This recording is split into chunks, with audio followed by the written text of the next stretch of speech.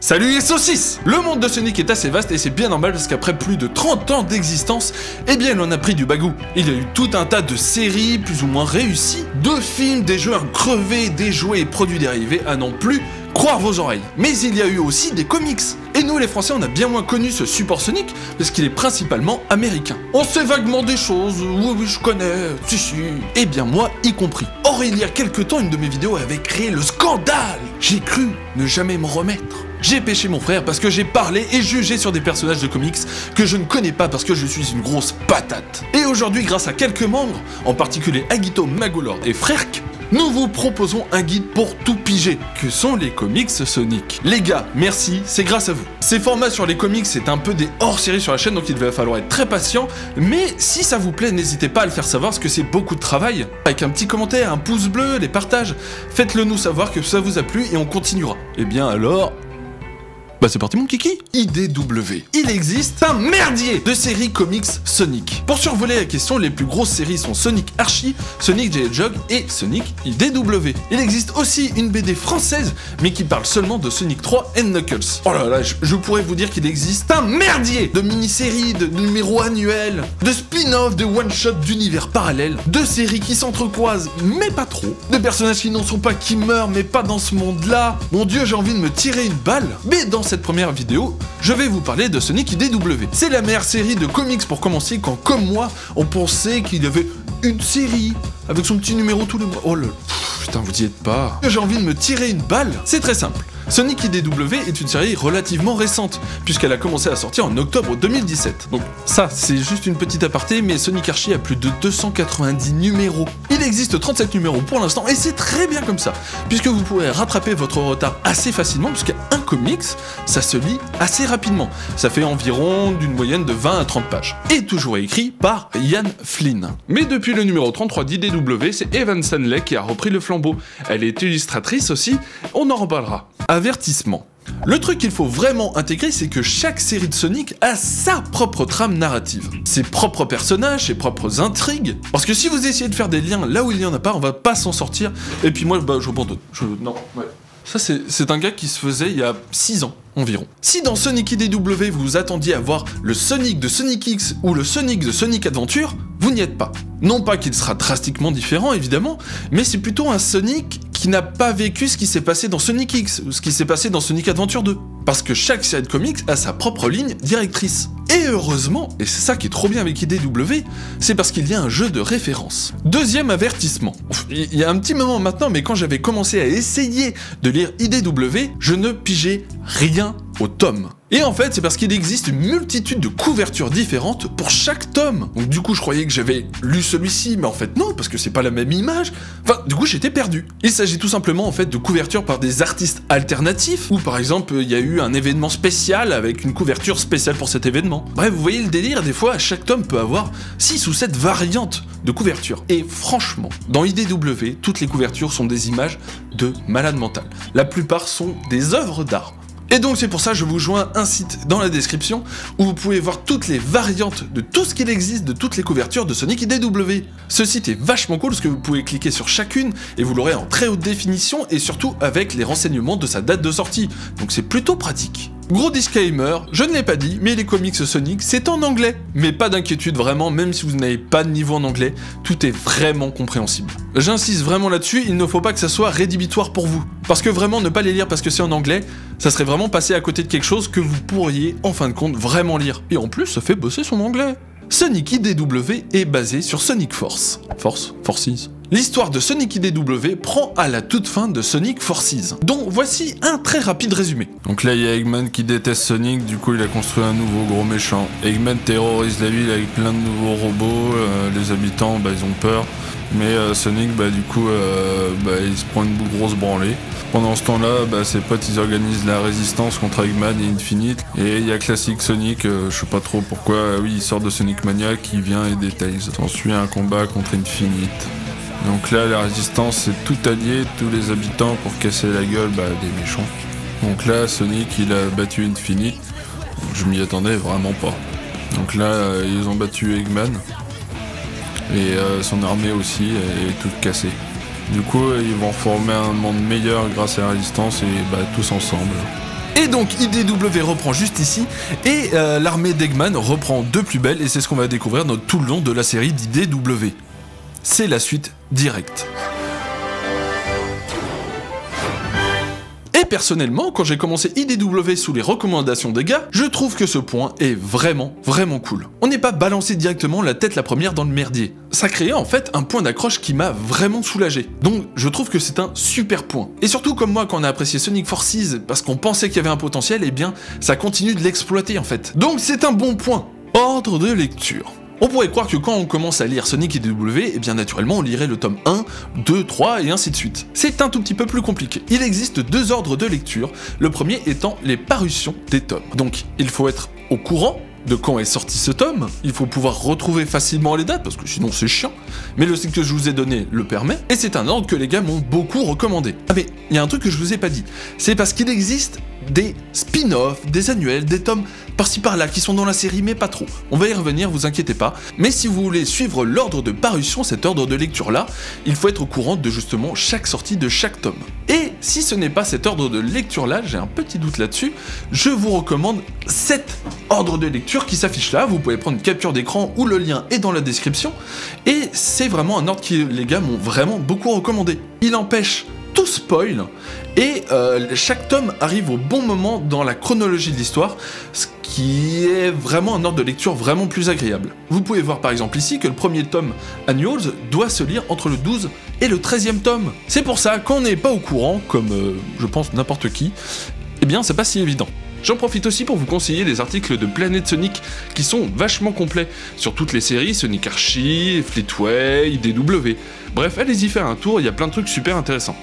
Maintenant qu'on sait lire quoi, qui, où, quand, deux fois quand. Et vous inquiétez pas, on va revenir sur les spin-offs, les annuels et tout ça. Eh bien, je vous propose une petite review personnelle des 5 premiers tomes. Et actuellement, pour vous faire une idée, je suis au 16e tome, et ça commence à être génial.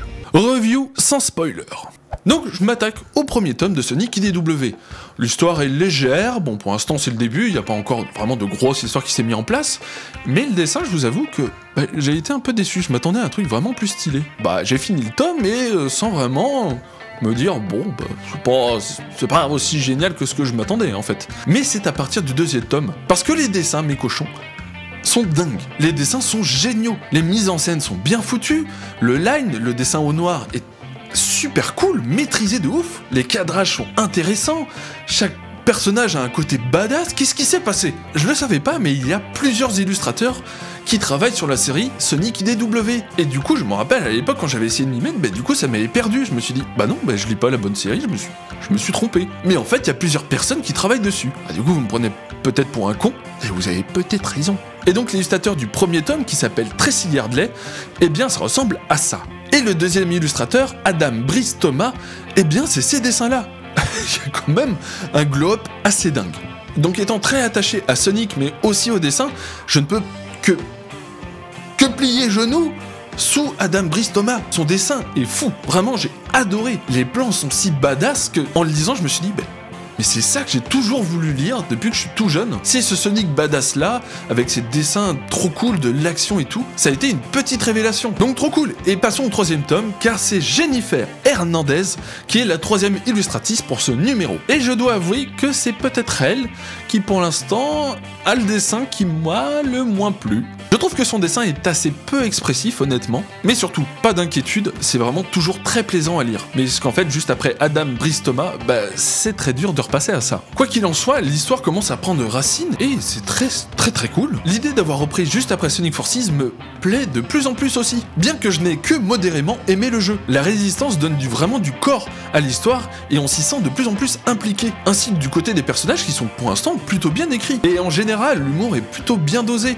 il est jamais trop lourd ou enfantin. Il y a même quelques petites références assez sympas sur Dumb and Dumber, l'apparition des Wisp aussi et des Wispon, la version arme personnelle des Wisp. Donc très bien, 4e tome. Et c'est enfin Evan Stiley au dessin et bon Dieu, on m'en avait vanté les mérites et je comprends vraiment pourquoi. Sa vision de Sonic est assez personnelle, mais aussi la bonne. Son trait est vachement maîtrisé, alternant des plans giga badass et à des dessins style un peu doodle, un peu enfantin, qui passent mais mais giga bien. Ça oscille parfaitement en fait entre le Sonic giga badass action sombre et tout ça, un Sonic spontané. Les mises en scène sont toujours réussies et l'apparition des personnages, même si c'est des personnages méchants, sont toujours justes. Elle réussit à magnifier un personnage, surtout pour les apparitions de Tangle, Blaze et Eggman.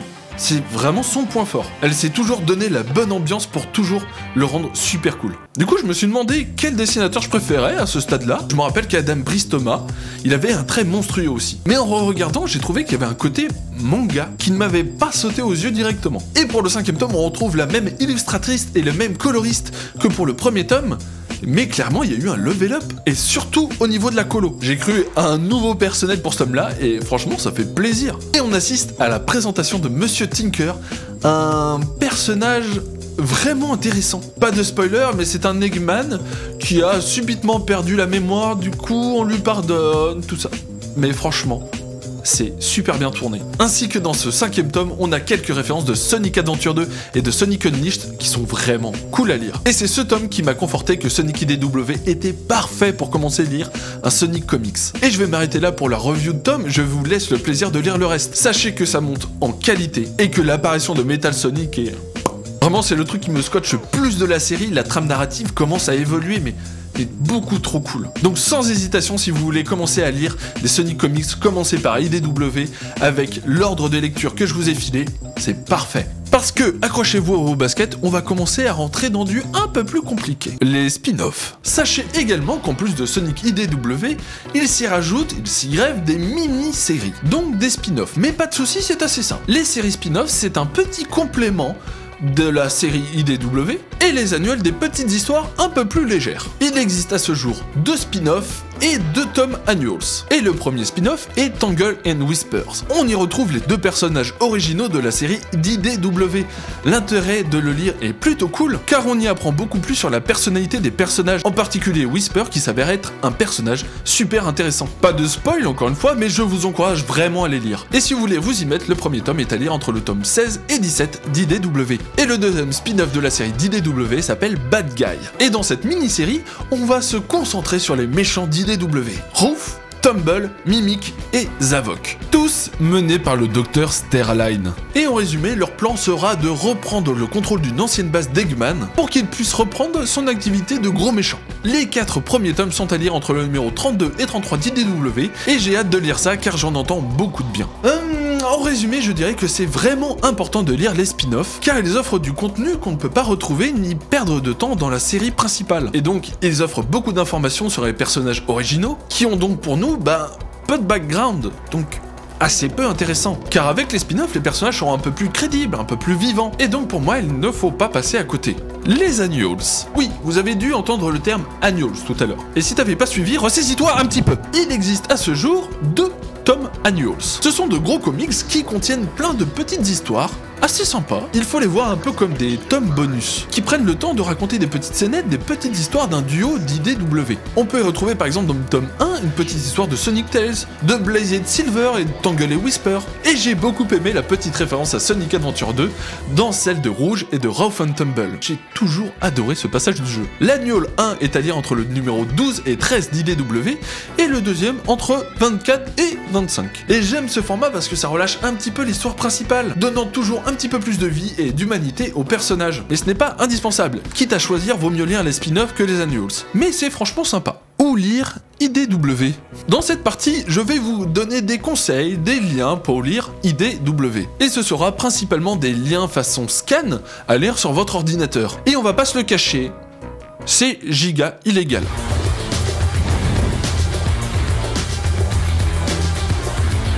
Et derrière ce mot qu'on connaît bien trop, il s'avère que c'est ne pas soutenir financièrement la série, la création, et donc potentiellement que la série s'arrête là. Mais vous êtes grand, et c'est pour ça que je vous donne aussi des liens pour les acheter légalement et de façon scan.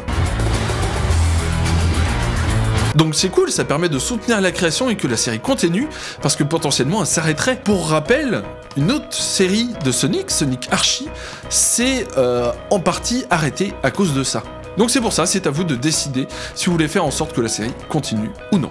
Les liens illégaux et légaux sont dans la description, à vous de choisir. Mana Books, les versions physiques et françaises. Ah, c'est vrai que lire sur son PC, c'est un peu différent que d'avoir un objet physique dans les mains. Et malheureusement, les scans ne remplaceront jamais cette sensation. Mana Books est un éditeur français qui a, ou qui avait, pour mission de traduire et de rassembler 4 tomes dans un seul tome pour le marché français et physique. Bah trop bien, on va pouvoir lire du Sonic en physique et français traduit. C'est vrai, mais la production qui a commencé en octobre 2018 s'est brutalement stoppée en raison du Covid. Ils ont eu le temps de sortir que le 4e tome de cette série, donc 4x4, 16e tome. Et depuis le Covid, on a malheureusement plus de nouvelles sur la production traduite de cette série. Et c'est vraiment dommage parce que aucune version traduite en version scan n'a été proposée depuis. Rien n'est perdu, mais cela semble mal parti. Les sites de scan et les logiciels. Vous pouvez télécharger les liens illégalement, ce n'est pas bien. Et je remets dans votre esprit qu'il existe des liens légaux.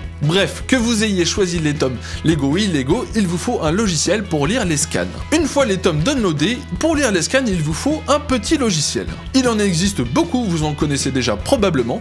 Moi j'ai utilisé le logiciel Gonvisor qui est aussi dans la description. Et ma foi, ça marche très bien. Et dans l'ensemble, il est assez facile de se procurer les comics sur PC. Même si j'aurais adoré avoir la collection en physique, surtout avec toutes les couvertures alternatives qui sont, bon Dieu, magnifiques. Lire sur PC ne m'a pas gêné outre mesure. Et pourtant, je partais vraiment récalcitrant. L'affichage en plein écran est vraiment plaisant et la définition est irréprochable. Donc trouvez-vous un lecteur de scan qui vous va parfaitement dans son fonctionnement, je pense que c'est primordial pour commencer à lire des comics Sonic. Bon, eh bien, c'était pas si compliqué en fait. C'est juste que je comprends pas comment on est censé trouver les ordres de lecture de soi-même. Au tout début, quand on n'y connaît rien, ça me dépasse encore. Mais maintenant, avec ce guide vidéo, vous n'avez plus d'excuses. Cette vidéo a été rendue possible grâce aux membres du Discord que j'avais créé pour l'occasion. Donc merci à vous tous sur le Discord et en particulier à Guito, Frerk et Magolord. Ils ont pris beaucoup de temps pour m'expliquer tout ça. Ils ont vraiment donné de leur personne, donc remerciez-les dans les commentaires s'il vous plaît. Voilà, cette vidéo est terminée, j'espère qu'elle vous a plu. N'hésitez pas à le faire savoir dans les commentaires, les pouces et les partages si vous voulez la suite de cette série sur les comics Sonic. Ça demande beaucoup de travail, donc j'aimerais qu'il y ait un peu plus de visibilité que d'habitude. N'hésitez pas à mettre dans les commentaires vos remarques ou vos questions concernant les comics Sonic, j'essaierai d'y répondre du mieux que je peux. Ciao, bye!